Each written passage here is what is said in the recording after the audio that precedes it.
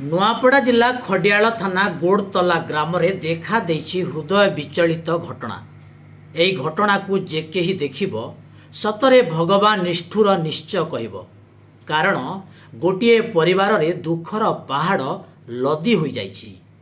आसंतु घटनाटी कौन नजर पकाई देखिबा।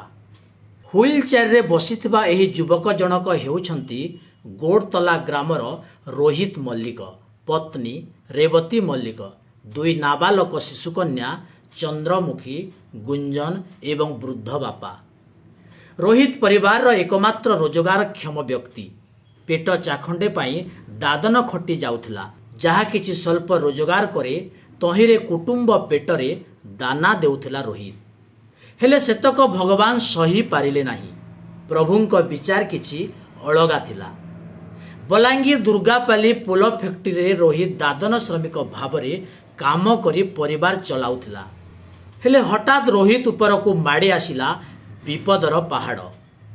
2018 मसीहा मार्च 20 तारिख रे एक सड़क दुर्घटना रे बेचारा रोहितर मेरुदंड भांगिबा सह अंटा ठारू पाद पर्यंत अचल होईगला।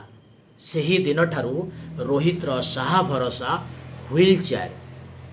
परिवार एकमात्र रोजगारक्षम व्यक्ति व्हील चेयर साहाय्य रे जीवन बिताउथिबा बेले परिवार अवस्था किभଳି थिबो ताहा आपण माने बुझी पारुथिबे। मोर स्वामी विकलांग होईगला। छोट छोट पिला अछंती, बुढ़ा ससुर अछंती। परिवार किपरि चलाइबी, मते साहाय्य कर। एभली आकुल निवेदन करुछि स्त्री रेवती। एही असहाय परिवार प्रति सरकार किंबा जे केही बदान्य व्यक्ति सहायतार हाथ बढ़ाइबा जरूरी हो पड़िछि। काम करी फ्री कर आसती आज्ञा मोर एक्सीडेंट हो गला, मेरुदंड भांगी गला। तापर मोर परिवार चलवा लगी बहुत दुखित अच्छे आज्ञा। एक्सीडेंट रे पड़ले जे 2 बरस है ना 3 बरस भल नहीं हबार ताके जतने देखलंगी भल नहीं हबार। झील 2टा है केन्द्रा चलमी सरकार किसी गोटे सहयोग कर। रोहित मल्लिक गत 3 वर्ष है सड़क दुर्घटना मेरुदंड भांगी जाइए।